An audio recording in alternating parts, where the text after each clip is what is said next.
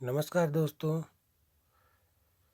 हमने सेल उड़ीसा का exam paper solve किया था जो टेक्नीशियन का था, 2018 में हुआ था।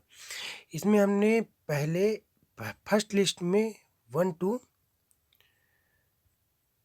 1 से लेकर 30 क्वेश्चन सॉल्व किए। दूसरी वीडियो में 30 टू 65 क्वेश्चन सॉल्व किए और इसमें क्वेश्चन सॉल्व करेंगे 65 से 80। टोटल 80 क्वेश्चन है, इसमें सॉल्व करेंगे। ठीक है, आपसे रिक्वेस्ट है कि जिन्होंने सब्सक्राइब नहीं किया प्लीज़ सब्सक्राइब कर ले, और जिन्होंने इसके पहले 2 वीडियो नहीं देखा इसी पेपर के, उसको आप डिस्क्रिप्शन पे लिंक जाके आप देख सकते हैं। चलिए स्टार्ट करते हैं।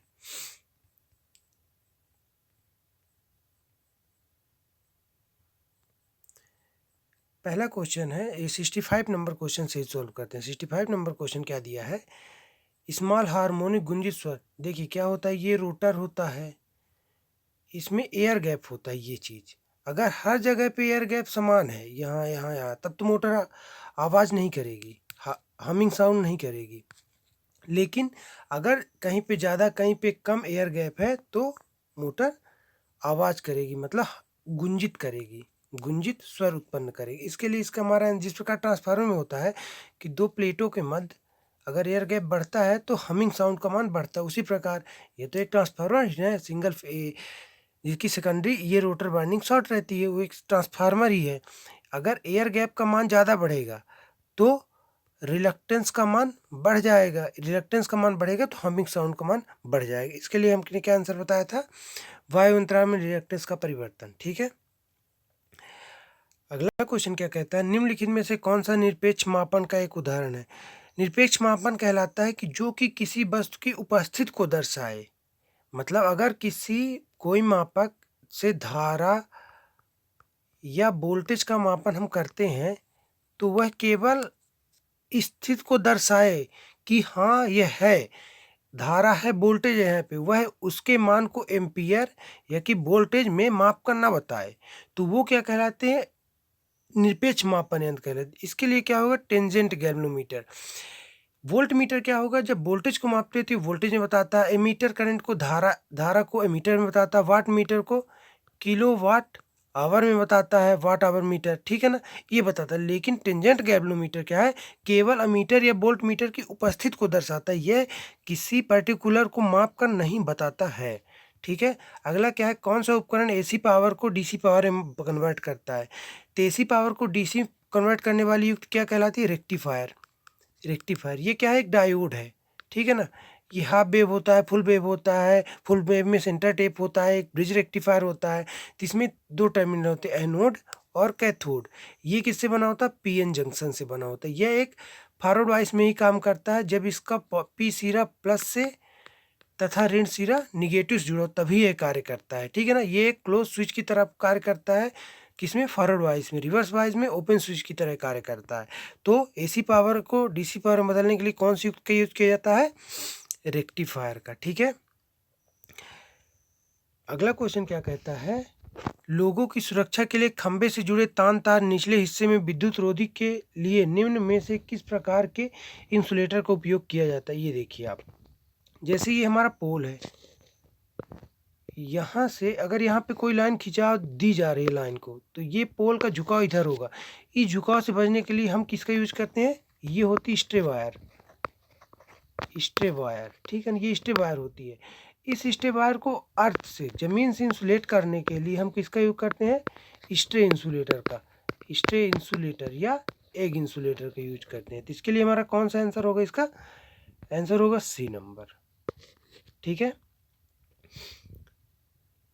फिर अगला क्वेश्चन क्या कहता है, प्रेरकी परिपथ में आरोपित वोल्टेज में प्रवाहित धारा के बीच कला अंतर कितना होगा। देखिए, इंडक्टिव अगर लोड है तो उसमें क्या होता है, ये वोल्टेज, ये धारा वोल्टेज से 90 डिग्री लैगिंग होती है। इसका मुख्य कारण होता है इसका सेल्फ इंडक्टेंस, मतलब कि जब करंट में परिवर्तन होता है इसमें ईएमएफ उत्पन्न हो जाता है। यह ईएमएफ करंट के परिवर्तन का विरोध करता है, जिसके कारण करंट वोल्टेज से 90 डिग्री लैगिंग हो जाती है। अगर ये कैपेसिटर पर बात किया जाए तो इसमें क्या होता है, लीड करती है करंट वोल्टेज से, तो ये करंट हो जाएगा, ये वोल्टेज होगा, ये 90 डिग्री लीड करने लगती है। इसके लिए आंसर होगा, है ना। तो इसमें इंडक्टेंस के लिए पूछा है, तो इसका आंसर क्या हो जाएगा, धारा वोल्टेज से पश्चगामी होती है। ठीक है। 70 क्वेश्चन क्या कहता है, 70 नंबर, शुद्ध अर्धचालक में अशुद्धि मिलाने की क्रिया क्या कहलाती है। शुद्ध अर्धचालक में अशुद्धि मिलाने की क्रिया डोपिंग कहलाती है। अशुद्धि मिलाई क्यों जाती है, इसका कारण यह है कि जो प्योर शुद्ध अर्धचालक हो जैसे सिलिकॉन या जर्मेनियम, इनमें जब विभवांतर दिया जाता है तो कम मात्रा में होल तथा इलेक्ट्रॉन उत्पन्न होती है, इसकी चालकता कम होती है। इसमें क्या करते हैं, जब अशुद्धि मिला देते हैं, क्या करते हैं, 10 की पावर 8 शुद्ध एटम में एक अशुद्धि को मिलाते, अशुद्ध एटम को मिलाते हैं तो इसकी चालकता बहुत ज़्यादा बढ़ जाती है, इसलिए अशुद्धि मिलाते हैं। अब क्या होता है, अशुद्धि के आधार पर ये कितने प्रकार के होते हैं, 2 प्रकार के होते हैं, पी टाइप, एन टाइप। ठीक है ना। एन टाइप, पी टाइप में क्या होता है, जिनके परमाणु के बाहरी कक्ष में 3 इलेक्ट्रॉन होते हैं वो होते हैं पी टाइप, और जिनके परमाणु के बाहरी कक्ष में 5 इलेक्ट्रॉन होते हैं वो एन टाइप होते हैं। इनमें क्या होता है, एल्यूमिनियम, गैलियम, इंडियम, ठीक है, ये होते हैं। और इसमें क्या होता है, फास्फोरस, आर्सेनिक, एंटीमनी और बिस्मथ। इसमें क्या होता है, बिस्मथ। ये सभी पंचसंयोजी हैं और एल्यूमिनियम, गैलियम, इंडियम ये त्रिसंयोजी हैं। ठीक है ना। जब 3 परमाणु के बाहरी कक्ष में 3 इलेक्ट्रॉन होते हैं उससे पी टाइप के बनाए जाते हैं, जिनके परमाणु के बाहरी कक्ष में 5 इलेक्ट्रॉन होते हैं उसमें एन टाइप के बनाए जाते हैं। ठीक है ना। इसके लिए क्या होगा, इसका आंसर डोपिंग। ठीक है। अगला क्या कहता है, 2SWG तार का व्यास क्या होगा। देखिए, सबसे पहला कारण तो है कि जो वायर का व्यास ज्ञात किया जाता है उसकी 2 विधियां, एक SWG स्टैंडर्ड वायर गेज और दूसरा होता है उसका डायमीटर माइक्रोमीटर द्वारा, डायमीटर ज्ञात करके माइक्रोमीटर द्वारा। तो जो होता है ये, वो तो हम हर एक जगह यूज करते हैं। SWG वायर का स्टैंडर्ड वायर गेज इसको कहते हैं, और माइक्रोमीटर द्वारा इसमें क्या होता है, 0 से 36 खांचे होते हैं। 36, अगर 36वां व्यास का है SWG का वायर है वो सबसे पतला होगा और 0 का सबसे मोटा होगा। उसी प्रकार इसमें से एक मेन स्केल होती है, एक डुप्लीकेट स्केल होती है, उसके द्वारा इसका व्यास मापा जाता है। उसके लिए इसका आंसर क्या हो जाएगा, बी। अगला क्वेश्चन क्या है, कहता है थायरिस्टर में कितनी परतें होती है। अब देखिए, थायरिस्टर क्या होता है, एक SCR का ही रूप। थायरिस्टर का प्रकार क्या है, SCR,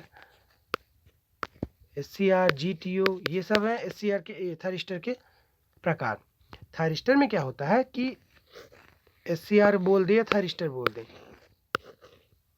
PN 4 layer, 3 terminal, anode, cathode और गेट होता है।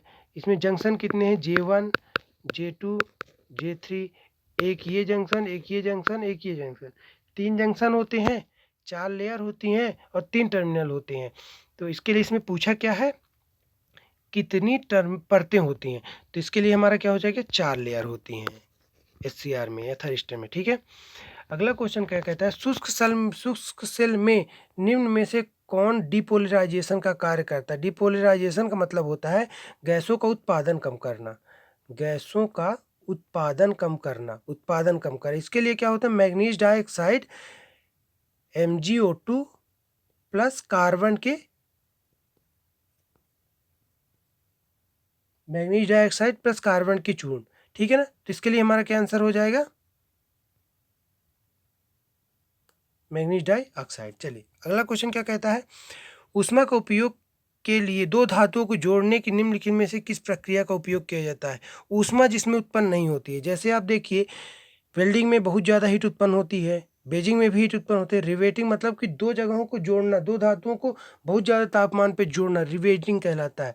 लेकिन सोल्डरिंग में ऊष्मा कम उत्पन्न होती है, मतलब उत्पन्न ही नहीं होती है। क्या वहाँ पे एक एक ब्राइटनेस उत्पन्न होती है, नहीं उत्पन्न होती है, इसलिए उसमें सोल्डरिंग में ऊष्मा उत्पन्न नहीं होती है। ठीक है ना। शेडेड पोल मोटर के शेडेड कॉइल का क्या कार्य है। सबसे पहले तो आप देखिए शेडेड पोल मोटर कैसी होती है, इसकी बनावट ये है स्टेटर, इसमें वाइंडिंग की जाती है ये। ठीक है। यहाँ पे सिंगल फेज सप्लाई, ये रोटर होता है। ठीक है ना। ये इसमें कॉपर की सेटिंग रिंग लगाई जाती है और दोनों तरफ शॉर्ट कर दी जाती है। तो ये क्या करती है, पहले अगर सेटिंग रिंग नहीं लगी है तो इसमें पल्सेटिंग मैग्नेटिक फील्ड ऐसे उत्पन्न होता है, ठीक है ना।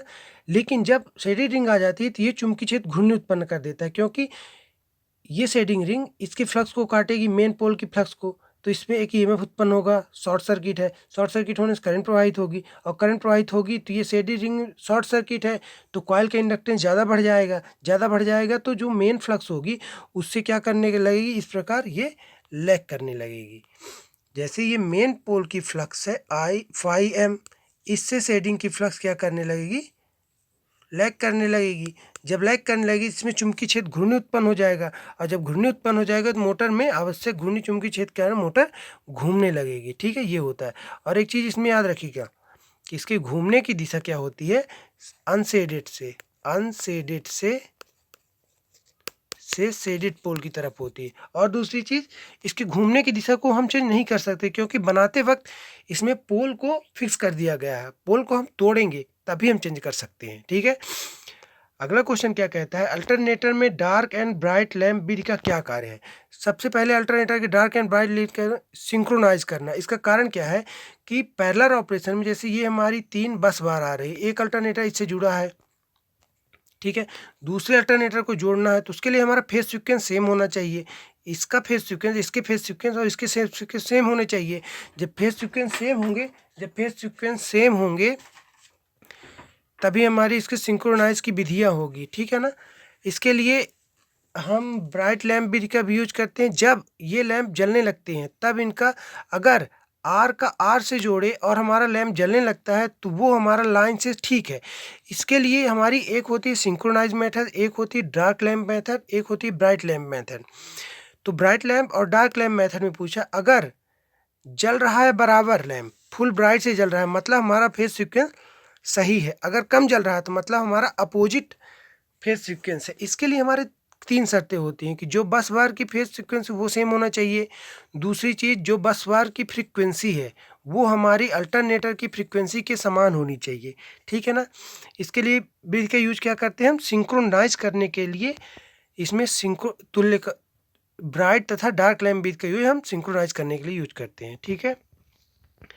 अगला क्वेश्चन क्या कहता है, निम्न में से कौन सा केबल यांत्रिक को सुरक्षा प्रदान करता है। तो इसके लिए सबसे पहले केबल में क्या होता है, कंडक्टर होता है एक, फिर होता है इंसुलेशन, फिर मेटेलिक शीथ, फिर बेडिंग, फिर होता है आर्मर, फिर होता है सर्विंग। इसमें क्या होता है, कंडक्टर के ऊपर इंसुलेशन के बाद मेटेलिक शीट लगा रहता है। ये क्या कहता है, जो मिट्टी के नीचे नमी है उसको इंसुलेशन में पहुंचने से रोकता है, इसमें इंसुलेशन पहुंचने से रोकता है, जिससे इंसुलेशन पंचर नहीं होता या ख़राब नहीं होता, उसकी वो रेजिस्टिविटी कम नहीं होती है। बेडिंग क्या करता है, जो आर्मर हमारा बना है जीआई क्या, उससे मेटेलिक शीट्स को सुरक्षा प्रदान करने के बेडिंग का उपयोग करता है, उसमें उसके लिए बेडिंग का उपयोग किया जाता है।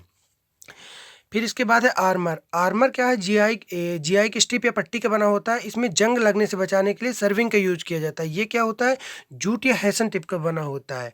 इसमें आर्मर का जो यूज किया जाता है, जो हम जमीन के नीचे अगर केबल को गाड़ दिए मतलब दबा दिए हैं, उसमें से यांत्रिक चोट से बचाव के लिए, जैसे गाड़ी बाहर निकल रहे हैं उसके चोट से बचाव के लिए हम किसका यूज किया जाते हैं, आर्मर का। आर्मर किसका बना होता है, जीआई या बार स्ट्रिप की पट्टी का बना होता है। यह यांत्रिक सुरक्षा प्रदान करता है। इसके लिए हमारा क्या आंसर होगा इसमें, आर्मर, यांत्रिक सुरक्षा के लिए। इंडक्शन मोटर में अग्रगामी स्थिर स्थिति में स्लिप का मान। इंडक्शन मोटर में जब रोटर स्थिर होता है, ये स्टेटर है, जब रोटर स्थिर होता है स्लिप का मान कितना होता है, 1। जब मोटर स्टार्ट हो जाती है तो नो लोड पे 1 से 2% होती है, 1 से 2%, फुल लोड पे 2 से 5% होती है। और जब मोटर स्थिर अवस्था में होती है तब स्लिप का मान 1 होता है। मतलब कि अगर हम फार्मूले से देखें तो कैसे निकालेंगे, S बराबर NS minus NR upon NS। तो जब NR हमारा 0 है तो सिंक्रोनस स्पीड ही उसमें रहेगी, तो ये कैंसिल हो जाएगा, मतलब S का मान कितना हो गया, 1 या 100%। तो इसके लिए हमारा क्या आंसर होगा इसका? इसके लिए हमारा आंसर होगा डी। ठीक है, अगला क्वेश्चन क्या है? मिक्सर में निम्नलिखित में से किस मोटर का यूज किया जाता है? मिक्सर में हमारा यूनिवर्सल मोटर का यूज किया जाता है। उसका कारण यह है कि हमको लोड के अनुसार स्टार्ट किया जाता है। लोड के अनुसार मोटर को स्टार्ट करने पहले मिक्सर में हम पहले लोड को डाल देते हैं, फिर मोटर को स्टार्ट करते हैं। तो इसलिए हमारा यूनिवर्सल मोटर का यूज किया जाता है। ठीक है, ये हमारी एसी डीसी दोनों में यूज की जाती है। एसी में 230 वोल्ट 50 हर्ट्ज और डीसी में 115 वोल्ट के लिए ही यूज की जाती है। ठीक है ना, डीसी की अपेक्षा एसी में इसका प्रचालन बेकार होता है, लेकिन फिर भी अच्छा होता है यूनिवर्सल मोटर का। सर्किट ब्रेकर में आर के कॉन्टैक्ट किसके बनाए जाते हैं? सर्किट ब्रेकर में आर के कॉन्टैक्ट बनाए जाते हैं कॉपर टंगस्टन के मिश्र धातु के। उसका कारण क्या है कि कॉपर का रेजिस्टेंस कम होता है। कॉपर का रेजिस्टेंस कम होता है, तो पहले अगर धारा इससे गई तो शॉर्ट सर्किट के कारण ये वायर टूटता है। जब ये वायर टूटता है तो धारा का मान बढ़ता है, तो धारा किससे जाती है? टंगस्टन वायर से जाती है। टंगस्टन वायर का रेजिस्टेंस ज़्यादा होने के कारण यह करंट को क्या करता है? कंट्रोल कर लेता है और लिमिटेड करंट लोड को प्रवाहित करता है। लोड को लिमिटेड करंट प्रवाहित करता है। अगर और ज़्यादा फाल्ट आए तो ये टंगस्टन वायर कट कर टूटता है और फिर आर्क उत्पन्न हो जाती है। तो इसमें जो कॉपर टंगस्टन की मिश्र धातु के बनाने का कारण क्या है कि अगर नॉर्मल फॉल्ट आता है तो टंगस्टन इस करंट को कंट्रोल कर सकता है, लेकिन अगर ज़्यादा फॉल्ट आए तभी उसमें आर्क उत्पन्न हो जाती है।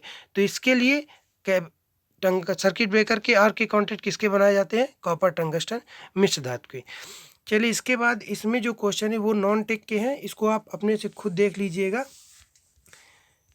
जैसे 81, 82, 83, 84, 85 और ये टोटल 100 क्वेश्चन है। इसमें नॉन टेक के 20 क्वेश्चन है, टोटल 100 क्वेश्चन है। इसको आप अपने से सॉल्व कर लेना।